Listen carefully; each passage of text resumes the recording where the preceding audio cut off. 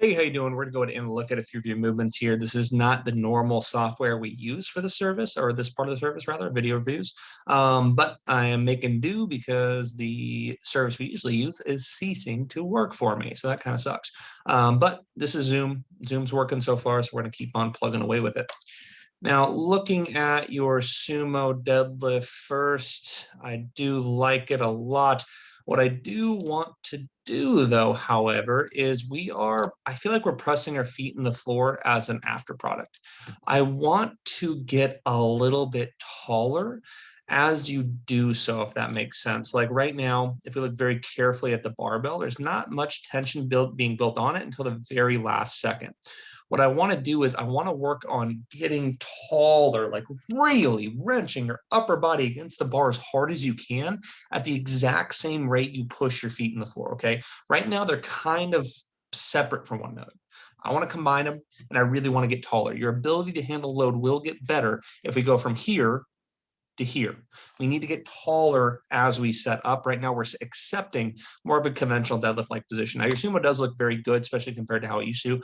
No complaints there, still looking great. This is just, one of the things that's going to take it to the next level and continue to optimize it. Right now, our upper body's kind of accepting the fact and kind of giving into the load almost, kind of giving into load instead of extending your thoracic spine and working against it. In fact, that's going to be a pretty good cue for you. That repetition was a lot better in that regard, actually. That repetition was a little bit better. Yeah, a little bit better there. I want to work the upper back against the barbell a little bit more from the very start, however. That looked a lot better in terms of what I'm talking about here. First repetition was a little rougher in that regard. Second repetition was a little bit better. What I want to do, though, is, again, just continue to really, really think about wrenching the upper body against the bar. And this third repetition here was like the first one. It was the one that was the roughest. And you'll notice you're having a ton of trouble at the top finishing the lift. That's because we're staying bent over. Once you get tall, you will breeze through that portion of lift that you had struggle with. Okay, breeze through it. Promise you, breeze through it. We just got to get in a better starting position. Sticking points at the top of the sumo almost always result from starting issues at the setup. So what I want to do is really focus on getting taller, thinking about extending our T-spine into the load. That'll be a really good cue for you to think about. And once we do that, you're going to have no sticking points and breeze through the top portion of the lift.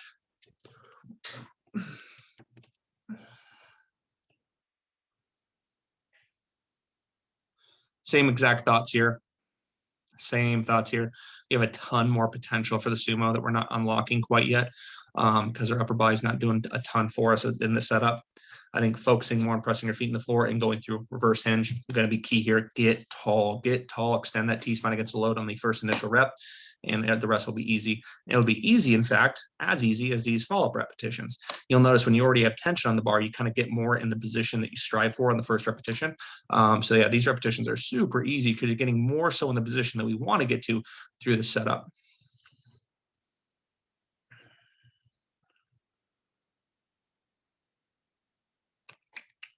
Still a little, depth is better. Depth looks actually pretty good. Some repetitions. Ooh, I almost did perfectly. Yeah, it looks good. Looks pretty good. We may be a touch high on some of them, on most of them rather, but not a difference that necessarily concerns me. If anything, I do want to get half inch lower, just a half inch lower, a hair lower. I think you'll actually surprise yourself and generate more force, get more spring-like benefit going a little bit lower. But at the same time, this looks a lot better. So good job for that. Nice improvements there. I just think we can get a half inch lower. I'm talking a tiny bit lower, and you're going to find it's a lot easier to adapt to competition style depth once you go to maximally load the next time. Having depth issues, and that one was pretty high though.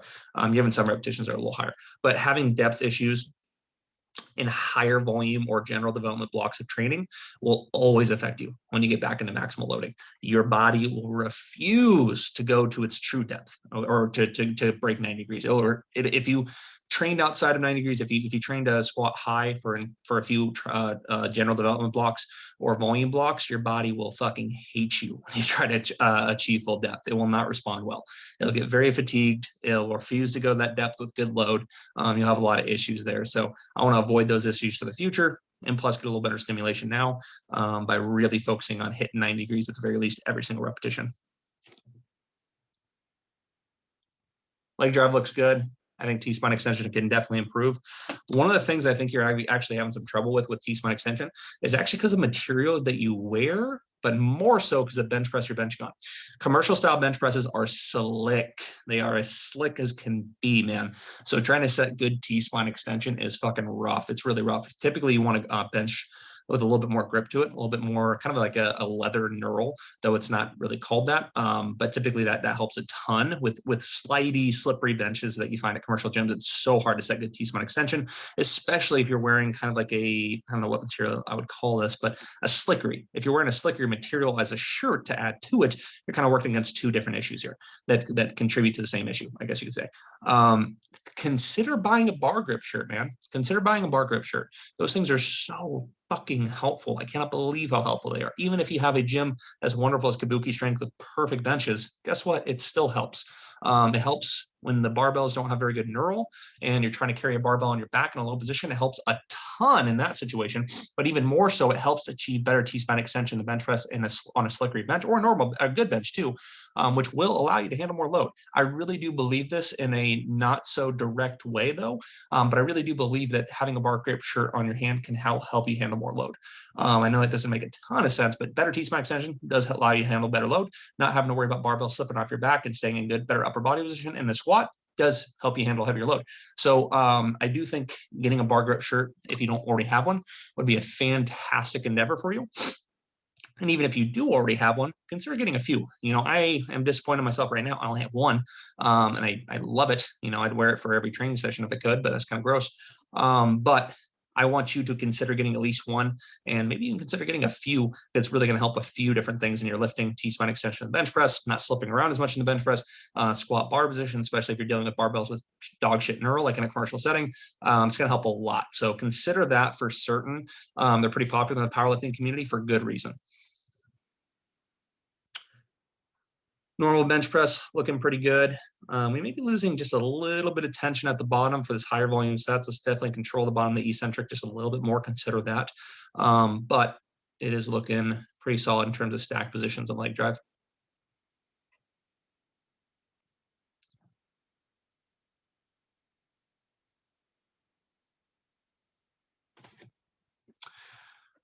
Looking pretty good. That was a lot better. So first repetition, we accepted poor position a little bit. So first repetition, look at your upper body. Your upper body kind of caved in or kind of went forward, gave into the load as your lower body changed position. So if you look very carefully at this first repetition compared to the second, look at how your upper body moved and with the load. Didn't do a whole lot for you in terms of working against the load, which is why you were a little bit more in front of the barbell. And it also is why this repetition was a little bit harder. Second repetition, on the other hand, you worked your upper body against the barbell better. Look at that, shoulder directly stacked over barbell, and that shit flew. The second repetition was the leaps and bounds easier. And the reason why is because you worked your upper body against the barbell, you extended your T-spine against the load. That's gonna be a game changer for you, and that's something I really wanna focus on there. So I think that is just about it for this week. What is happening? There we go. I think that's about it for this week, though. Overall, real solid week. Definitely some little things we want to clean up here and there, little things that we want to optimize, but overall, real good job. Let me know if you have any questions whatsoever. Stay safe out there, Drew.